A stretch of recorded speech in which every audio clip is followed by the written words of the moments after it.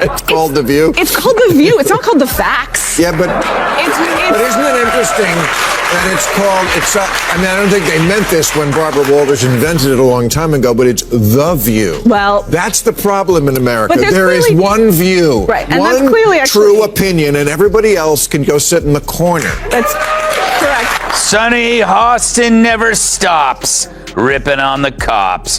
View co-host Sunny Hostin says she introduced her son to the police ahead of time so they don't harass him for jogging in her all-white neighborhood. What made the moment so striking was how unprepared Sunny seemed.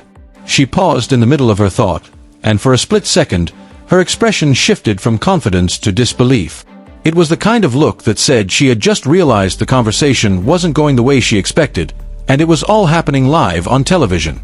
Even then, she kept going, holding on to her argument and trying to regain control. But what came next wasn't a comeback. It was a difficult moment to recover from.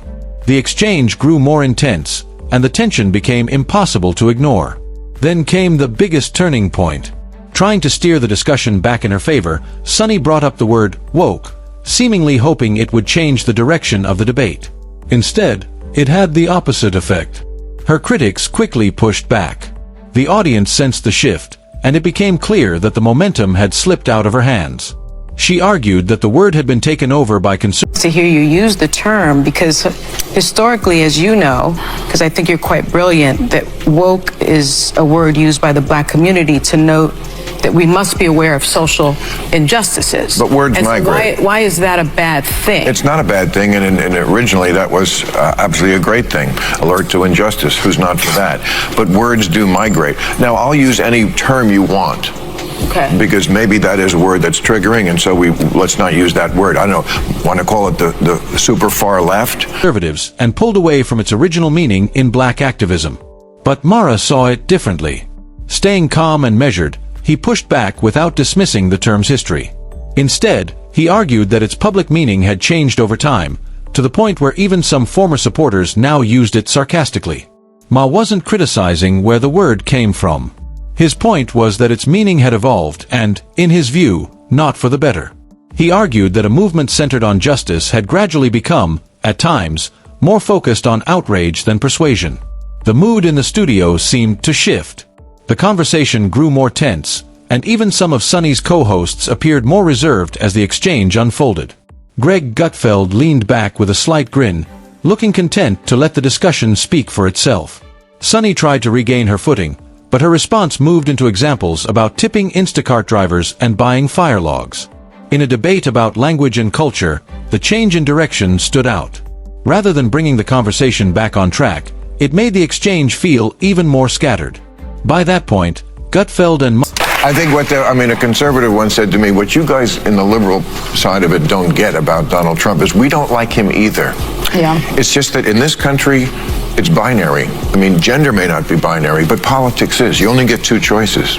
And the stuff that they are afraid of, they see Donald Trump as a bulwark against, and that stuff is a lot closer to the home.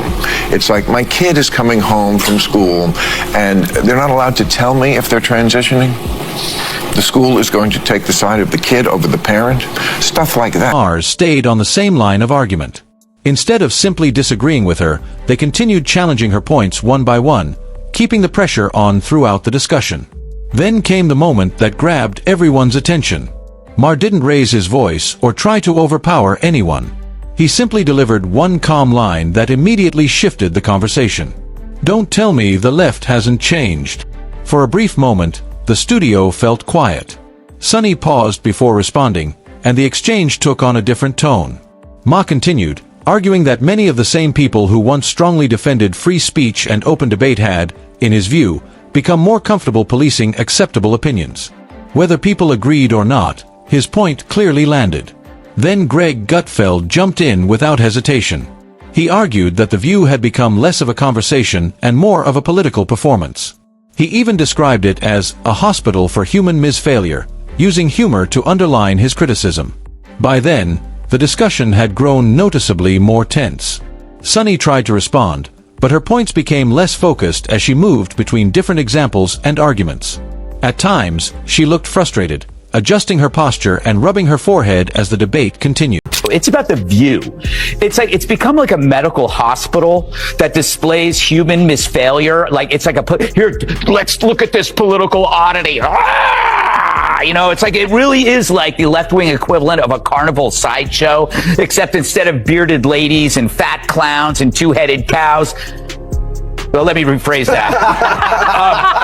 But The View is a victim of the sunk cost fallacy. You know, how can you now speak the truth when for years you've been telling lie after lie after lie? Now you're carrying this big bag of rocks around you because it's too harmful for their ego to admit that we really were dishonest. There was no easy way to change the subject. The cameras kept rolling, and every reaction was captured as the exchange played out in front of a live audience. The debate had grown beyond any single point Sunny was making. The bigger issue was how difficult it became when she faced guests who weren't willing to back down or let her arguments pass without a challenge. The usual rhythm of the show disappeared, replaced by long pauses and uneasy looks around the table as everyone waited to see what would happen next. Then Greg Gutfeld raised the temperature. He argued that Sunny relied too much on other people's views, joking that she got her opinions from her husband. A moment later, he followed it with an even harsher personal remark, drawing an audible reaction from the audience. Sunny paused, seemingly weighing how to respond. BillMaher took a different approach. Instead of matching the personal attacks, he returned to the substance of the discussion. Calmly and directly, he explained why he believed her arguments didn't hold up, making his case without raising his voice. Sunny tried to shift the conversation once more, leaning on familiar political language and broader themes, but Greg interrupted with another pointed criticism, arguing that she approached issues more like an activist. We have our own kind of way of demonizing, but we don't do it the way we'll say. We do it tastefully. Tastefully, I think we're very low key in demonizing people.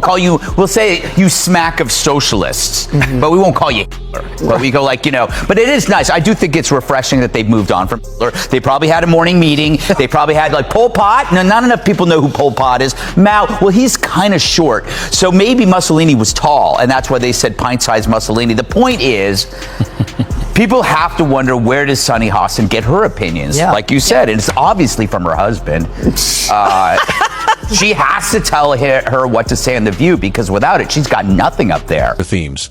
But Greg interrupted with another pointed criticism, arguing that she approached issues more like an activist than a journalist. By then, the tension in the studio was impossible to ignore. What started as a routine debate had turned into a sharp clash over credibility, perspective, and the direction of the conversation itself, with Sunny at the center of it all.